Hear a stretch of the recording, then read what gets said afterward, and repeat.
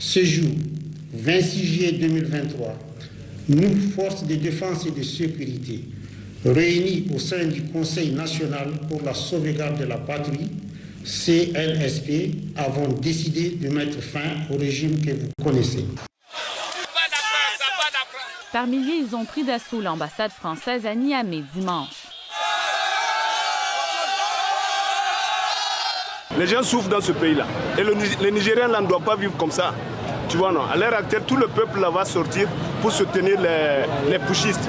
Parce qu'eux, là, ils sont venus pour équilibrer le pays. La France condamne absolument, avec la plus grande fermeté, ce coup d'État militaire. Comme vous le savez, le Niger est sous un coup d'État depuis le 26 juillet 2023 et devient le 3e pays partenaire de l'opération Barkhane à rejeter la présence de l'armée française sur son territoire. Rappelez-vous, dans une vidéo précédente, je vous avais expliqué ce qu'était l'opération Barkhane, qui était organisée par la France pour soutenir l'armée rwandaise dans les génocides des Tutsis et qui avait été accusée par le Mali en 2021 de soutenir les terroristes. Actuellement, 2 pays se sont détachés de la France, le Mali, le Burkina Faso et maintenant le Niger. Mais cela risque de ne pas s'arrêter là, avec le Sénégal et le Tchad qui, eux, tendent tout doucement à suivre le même chemin. Alors, essayons de comprendre pourquoi. Tout d'abord, voyons ensemble quels sont les pays liés à la France-Afrique. En premier lieu, voici tous les pays qui étaient colonisés par la France après la Seconde Guerre mondiale. Le Maroc et la Tunisie ont été des protectorats français devenus indépendants en 1956.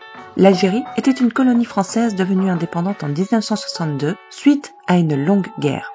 Les 3 pays ne font pas vraiment partie de la France-Afrique, car le terme s'utilise plutôt pour les pays d'Afrique subsaharienne. Les autres pays sont donc ceux qui étaient membres de l'Afrique occidentale française d'un côté, soit la Mauritanie, le Sénégal, le Mali, le Niger, la Guinée, le Burkina Faso, la Côte d'Ivoire et le Bénin. Les États qui étaient membres de l'Afrique équatoriale française, soit le Tchad, la Centrafrique, le Gabon et le Congo. À cela s'ajoutent les anciens territoires Swanda, le Cameroun et le Togo.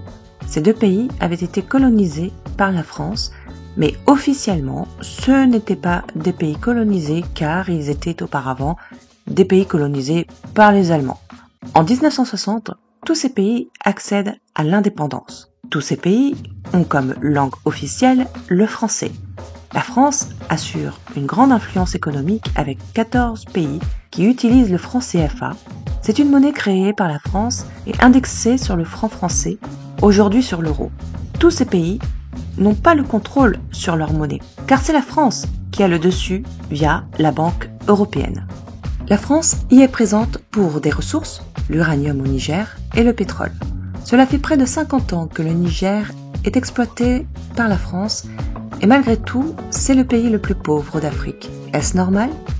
Aujourd'hui, nous savons que les présidents soi-disant élus démocratiquement ont en réalité été placés. Il suffit de voir actuellement la chasse à l'homme que subit Juan Branco, avocat franco-espagnol qui s'est rendu au Sénégal pour défendre Ousmane Sonko, qui est un homme politique sénégalais qui avait commencé sa carrière comme inspecteur des impôts et s'était rendu compte qu'il y avait des fraudes fiscales et budgétaires mettant en cause le président Macky Sall. Ousmane Sonko dérange car il dénonce la corruption au sein de l'État. Cet homme dérange encore plus lorsqu'en 2022, il est élu maire et qu'il remporte les élections avec 56% des voix. Il devient donc alors l'homme à abattre. Au vu des élections présidentielles de 2024, Ousmane Sonko est accusé de viol et de menaces de mort en 2023 et est condamné à 2 ans de prison ferme pour corruption de la jeunesse, car ils n'ont pas réussi à l'accuser de viol et ils ont donc trouvé d'autres raisons. Tout comme cette chasse aux sorcières de son avocat Juan Branco, où le ministre des Affaires étrangères a porté plainte contre ce dernier afin de montrer au Sénégal qu'il était prêt à le soutenir. Juan a été acquitté des accusations, mais a tout de même été arrêté il y a 2 jours par les forces sénégalaises où il est actuellement retenu. Mais au-delà de ça, ce qui se passe au Mali et au Niger, c'est très grave. D'abord parce que les Russes sont à l'offensive de plein de manières différentes, par l'influence, par la diplomatie, par le renseignement, par les moyens économiques. Alors, On a vu qu'ils ont donné du grain gratuitement en Afrique. Mais on ne donne jamais rien gratuitement, car il y a toujours des contreparties. L'aide alimentaire, c'est toujours un moyen de faire pression sur un gouvernement, car lorsque vous le retirez, vous donnez une dépendance. D'ailleurs, ce qui avait été fait au Congo, interdisant aux Congolais l'agriculture intensive, ayant pour but d'obliger les habitants à acheter les produits importés et surtout les rendre dépendants des marchés étrangers. En RDC, plus de 80% des produits alimentaires viennent de l'étranger. Pourtant, à quelques kilomètres de là, des terres fertiles entourent la capitale congolaise. En 2019, la RDC n'a consacré que 3% de son budget à l'agriculture. Pourtant, selon l'ONU, le pays pourrait nourrir jusqu'à 2 milliards de personnes dans le monde.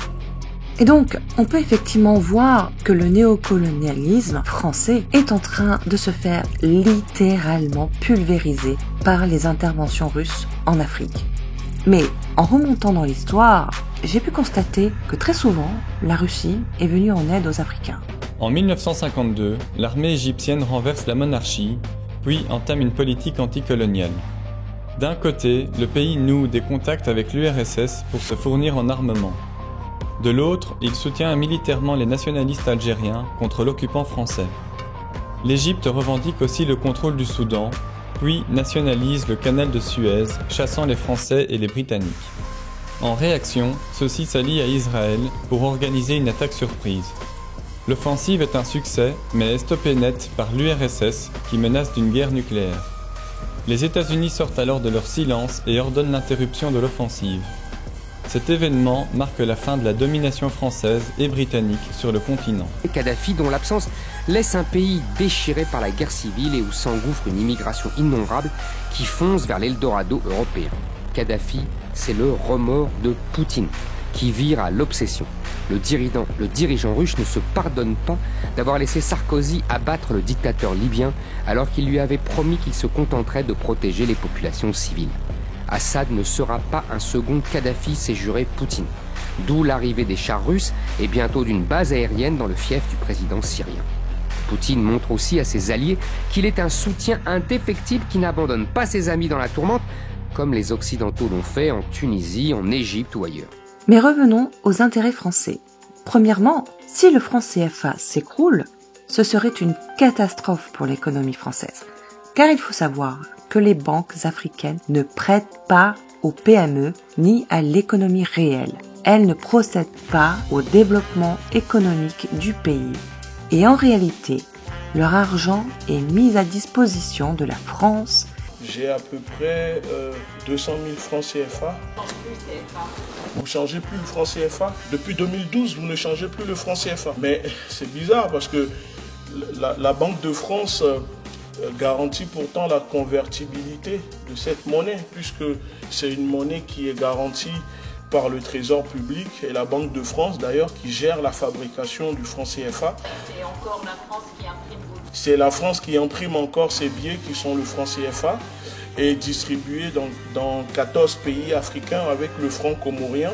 Donc ils disent que pour échanger cette monnaie, il faut se rendre à la Banque de France. Là, je suis à la Banque de France pour essayer de l'échanger parce que je souhaite voyager. Et vous me dites que la Banque de France ne fait plus d'échanges. Ça veut dire que les présidents africains se foutent complètement de la gueule, excusez-moi, de leur population, parce que eux, ce qu'ils disent à leur population... Mais c'est pas nouveau, non? Et c'est ce système qui a permis à la France de causer d'égal à égal avec l'Allemagne. Rappelez-vous, Kadhafi avait été pourchassé en partie à cause de son désir de créer une monnaie panafricaine. On sait ce que cela lui a coûté. Et deuxièmement, il y a l'énergie, où la Chine a investi dans le thorium, contrairement à la France, ce qui est un tort, car le thorium qui permet aux centrales à thorium d'avoir une énergie sur au moins 2000 ans, grâce aux réserves quasi inépuisables. D'ailleurs, il faut savoir qu'en France, nous avions une super centrale appelée Superphénix, qui utilisait justement le sel fondu, mais qui a été le sujet de nombreuses controverses et très souvent attaquée par les écologistes, alors que c'est l'une des seules centrales capables de détruire les déchets nucléaires. mais qui, malheureusement, sera complètement démantelé par le groupe anciennement Areva, devenu Orano, d'ici 2024. En réalité, Super Phénix, qui pouvait fournir une énergie à vie et la moins polluante du marché, a été abandonnée pour des raisons politiques. Cette centrale aurait pu utiliser ce fameux thorium.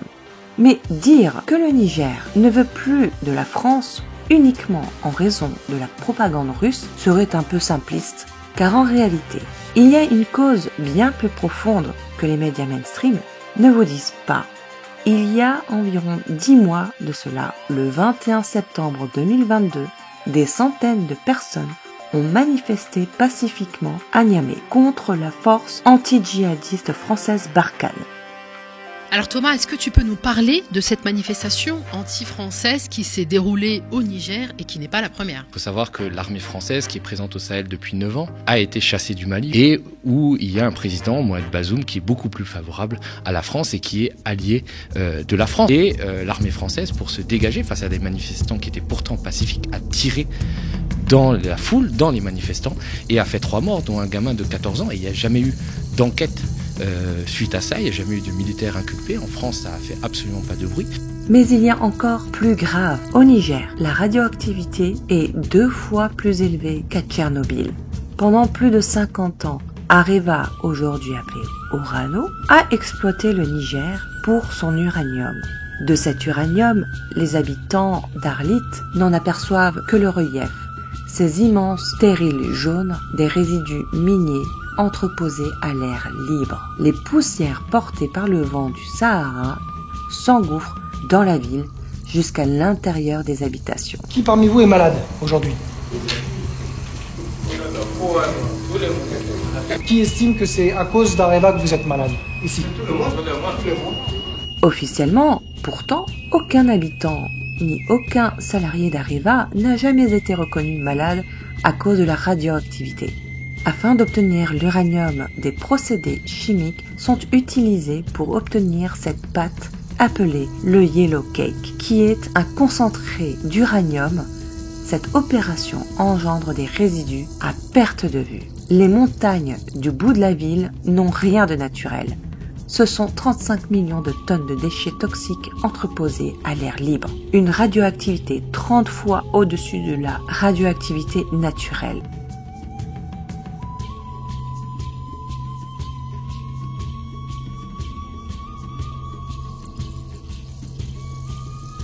Alors, si vous pensez être épargné par cette radioactivité, je vous rappellerai juste ces fameuses pluies de sable venues du Sahara en Europe ces dernières années et qui étaient radioactives.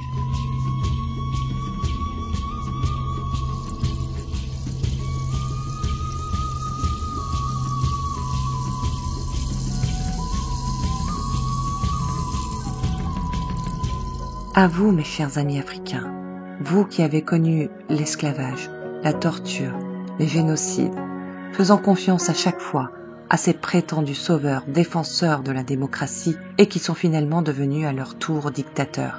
Sachez que nous aussi occidentaux avions connu cette prétendue démocratie où chacun de nos dirigeants se faisait passer pour notre sauveur et une fois élu faisait ce qu'il voulait.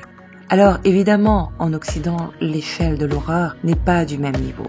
Mais il est temps que le peuple africain, berceau de l'humanité, devienne l'exemple de la démocratie, la vraie, pas celle d'un quelconque sauveur, futur dictateur, pas celle d'une puissance étrangère vous faisant croire être vos sauveurs.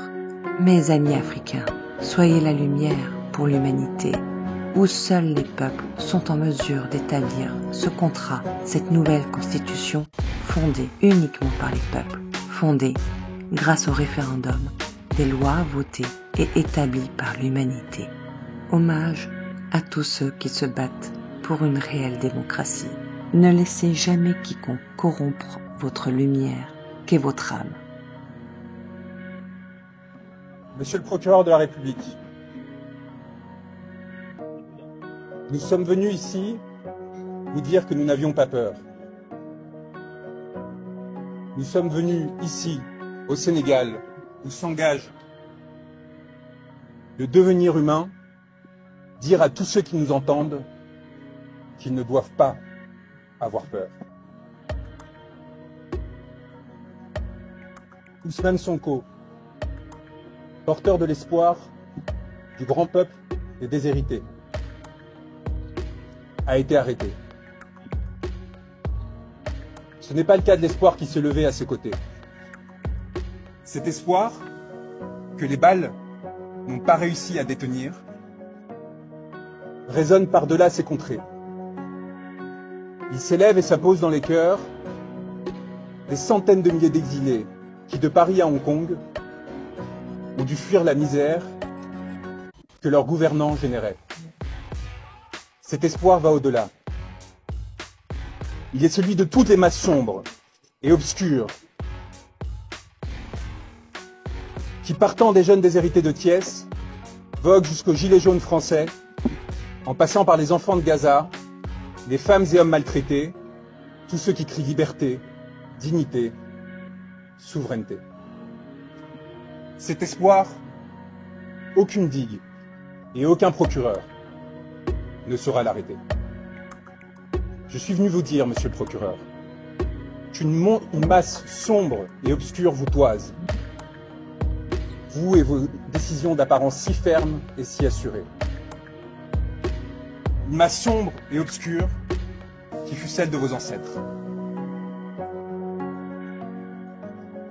Qui fut celle qui, en des temps reculés, se leva pour mettre fin au regard clair qui l'esclavagisait et la soumettait.